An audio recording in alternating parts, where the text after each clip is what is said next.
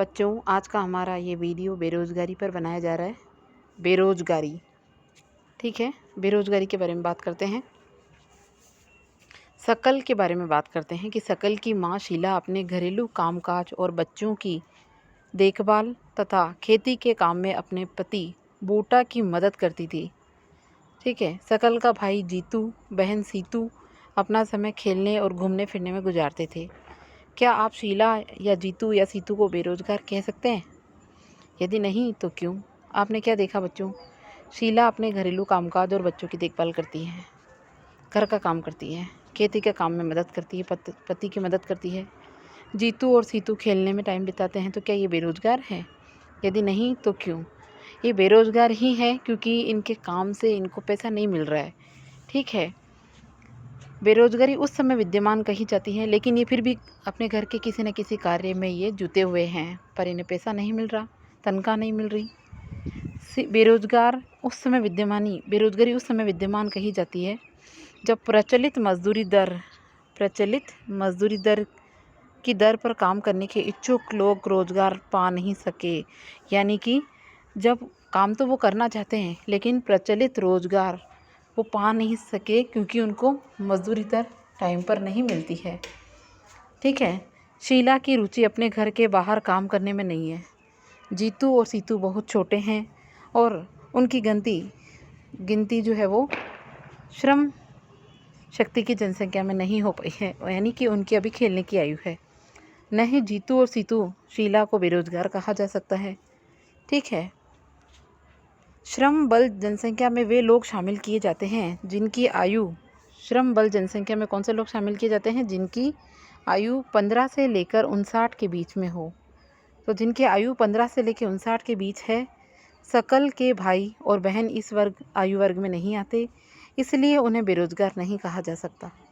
शकल की माँ शीला परिवार के लिए काम करती है और वह अपने घर से बाहर जाकर पारिश्रमिक के लिए काम करने की इच्छुक नहीं है। वो बाहर जाकर मेहनत नहीं करना चाहती, काम नहीं करना चाहती, उसे भी बेरोज़गार नहीं कहा जा सकता। शकल के दादा दादी और नाना नानी, यद्यपि इस कहानी में उनका नाम नहीं है, उन्हें भी बेरोज़गार नहीं कहा जा सकता है। भारत के संदर्भ में ग्रामीण और नगरीय क्षेत्रों में बेरोज़गारी है। ग्रामीण और नगरीय क्षेत्रों में बेरोज़गारी की प्रकृति में अंतर है।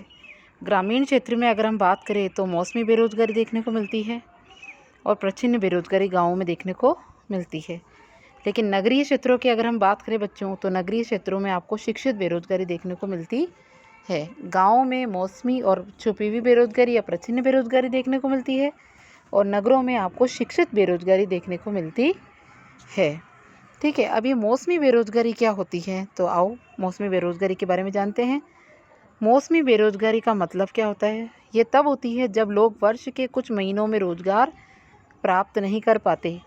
मतलब कुछ महीने तो काम करते हैं और कुछ महीने बैठे रहते हैं, मौसम के आधार पर रुके हुए रहते हैं। कृषि पर आश्रित लोग आमतौर पर इसी समस्या से जूझते हैं।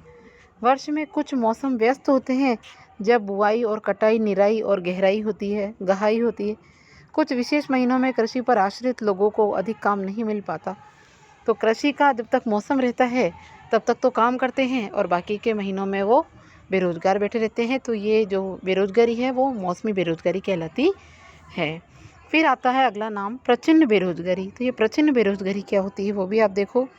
प्रच्छन्न बेरोज़गारी के अंतर्गत लोग नियोजित प्रतीत होते हैं, यानी काम में तो लगे हुए हैं, उनके पास भूखंड होता है, ज़मीन होती है, उनको काम भी मिलता है। ऐसा प्राय कृषिगत कामों में लगे परिजनों में होता है।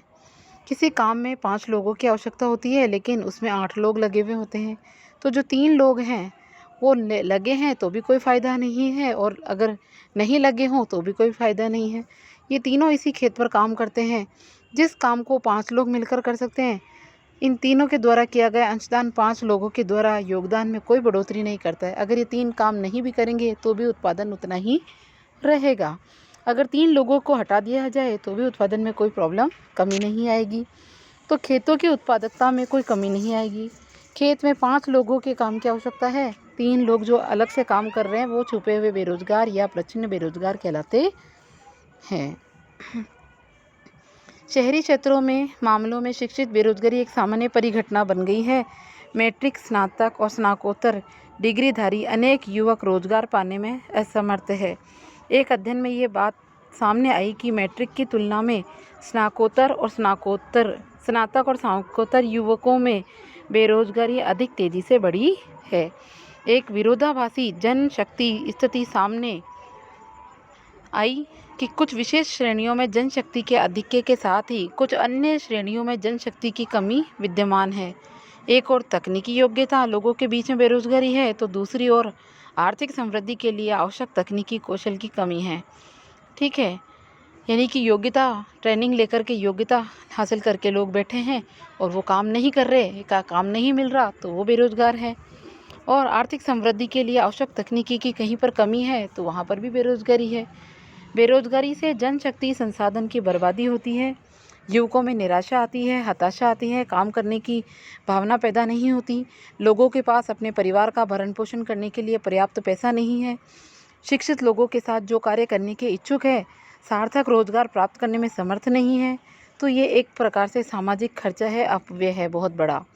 बेरोजगारी से आर्थिक बोझ में वृद्धि होती है, कार्यरत जनसंख्या पर बेरोजगारी की निर्भरता बढ़ती है, किसी व्यक्ति और साथ ही साथ समाज के जीवन की गुणवत्ता पर बुरा प्रभाव पड़ता है। जब किसी परिवार को मात्र जीवन निर्वाह स्तर पर रहना पड़ता है, तो उनका स्वास्थ्य स्तर में एक आम गिरावट आती है। स्कूल प्रणाली से अलगाव में वृद्धि होती है। इसीलिए किसी अर्थव्यवस्था के समग्र विकास पर बेरोजगारी का अहितकर प्रभाव पड़ता है। बेरोजगारी का बहुत ही बुरा प्रभाव पड़ता है। बेरोजगारी में वृद्धि मंदीग्रस्त अर्थव्यवस्था का सूचक है। बेरोजगारी से जब घर के लोग बैठे रहते हैं और पैसा नहीं आता, तो ये मंदी की स्थिति, घर की मंदीग्रस्त अर्थव्यवस्था का सूचक है। ये संसाधनों की बर्बादी भी करता है, जिसे उपयोगी ढंग से नियोजित किया जा सकता था। अगर लोगों को संसाधन के रूप में प्रयोग नहीं किया जा सका, तो स्वाभाविक रूप से अर्थव्यवस्था के लिए वो दायित्व बन जाएंगे। ठीक है, सांख्यिकी रूप में भारत में बेरोजगारी की दर निम्न है। बड़ी संख्या में कम आय और कम उत्पादकता वाले लोगों की गिनती नियोजित लोगों में की जाती है।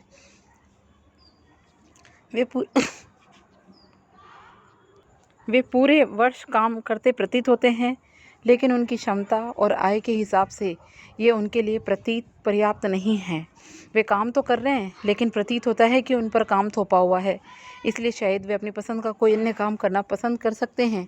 गरीब लोग बेकार नहीं बैठ सकते, वे किसी काम में जुड़ना चाहते हैं, चाहे उससे कितनी भी कमाई हो। अपनी इस कमाई से वे किसी तरह अपना जीवन निर्वाह कर पाते हैं, कम पैसों में भी कार्य करते हैं।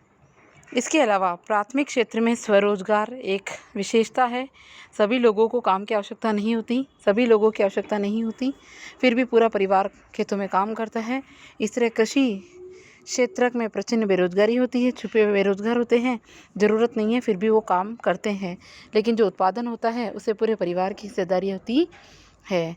खेत के काम में साझेदारी, उत्पादित फसल में हिस्सेदारी की धारणा ग्रामीण क्षेत्र में बेरोजगारी की कठिनाइयों में कमी लाती है, लेकिन इससे परिवार की गरीबी कम नहीं होती और प्रत्येक परिवार से श्रमिक रोजगार की तलाश में गांवों से शहरों की ओर चले जाता है। तो आप देखते हैं गांव में कई लोग हैं जो काम की तलाश में और ज़्यादा पैसे मिलने की तलाश में अपना गांव परिवार छोड़कर शहरों की ओर चले जाते हैं और शहरों की ओर ही बस जाते हैं, क्योंकि शहरों में उन्हें रोजगार और पैसा ज़्यादा मिलता है। आइए उपरोक्त तीनों क्षेत्रों में रोजगार के परिदृश्य की चर्चा करें। कृषि का सबसे अधिक अवशोषण करने वाला अर्थव्यवस्था का क्षेत्र कृषि ही है। पिछले क्षेत्रों में पूर्व चर्चित प्रचंड बेरोजगारी के कारण कृषि पर जनसंख्या की निर्भरता में कुछ कमी आई है।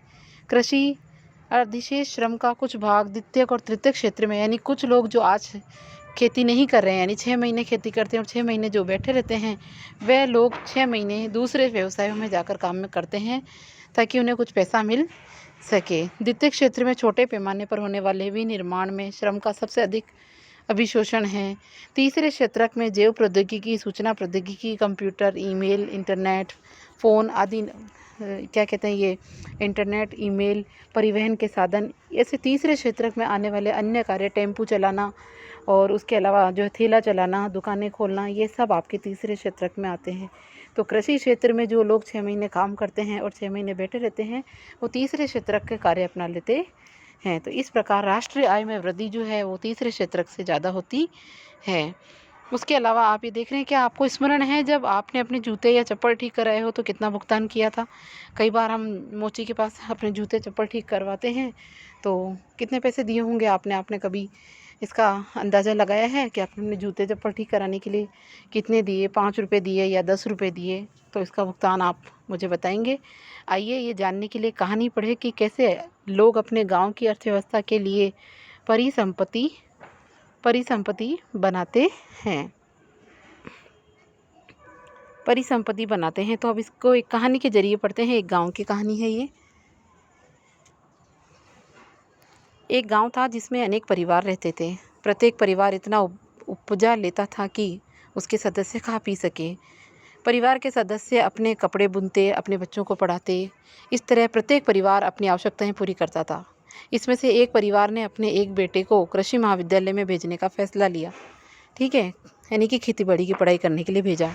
लड़के को निकट के एक कृषि महाविद्यालय में प्रवेश मिल गया। कुछ समय बाद वह कृषि इंजीनियरिंग की योग्यता प्राप्त करके अपने गांव लौट आया।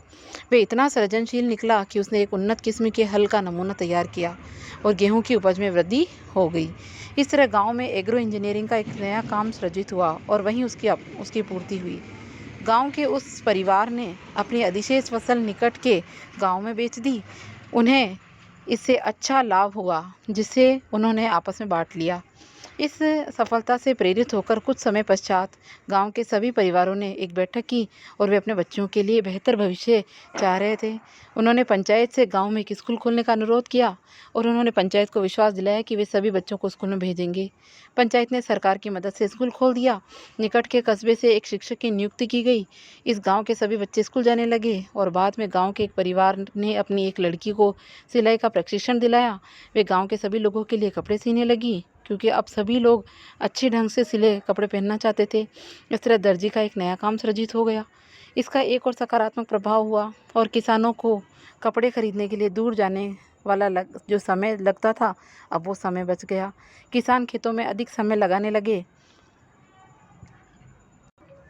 ये समृद्धि का प्रारंभ था। किसानों के पास उपभोग से अधिक वस्तुएं थी। अब वे अपने उत्पादन उन लोगों को बेच सकते थे जो उनके गांव के बाजार में आते थे। समय के साथ वे गांव, जहां प्रारंभ में किसी अन्य काम का औपचारिक रूप से कोई अवसर नहीं था, शिक्षक, दर्जी, एग्रो इंजीनियर, अन्य प्रकार के लोगों से परिपूर्ण हो गया। ये एक साधारण गांव की कहानी थी जहां मानव पूंजी के उठे स्तर ने उसे जटिल और आधुनिक आर्थिक क्रियाकलापों के स्थल के रूप में विकसित कर दिया। तो आपने देखा कि किस प्रकार गांव में स्कूल खुला, बच्चे स्कूल जाने लगे, इंजीनियर बन गए, सिलाई का कार्य शुरू हो गया, खेतीबाड़ी पर लोग ज़्यादा ध्यान देने लग गए। इस प्रकार गांव के लोगों ने मिलकर बेरोजगारी को दूर करने का प्रयास किया और जब बेरोजगारी दूर हुई तो गरीबी अपने आप ही दूर हो जाएगी। ठीक है, तो ये संसाधन के रूप में लोग कौन है? ये संसाधन के रूप में लोग डॉक्टर, शिक्षक, चिकित्सक, इंजीनियर, ये जूते बनाने वाले मोची, ये सभी संसाधन के रूप में लोग हैं। ठीक है, जिनको कार्य करने के बदले में मुद्रा और पैसा मिलता है जिससे वो अपना जीवन निर्वाह, अपना परिवार पालते हैं। ये आप नीचे अभ्यास प्रश्न देख रहे हैं। ये सभी अभ्यास प्रश्न आपको करना है।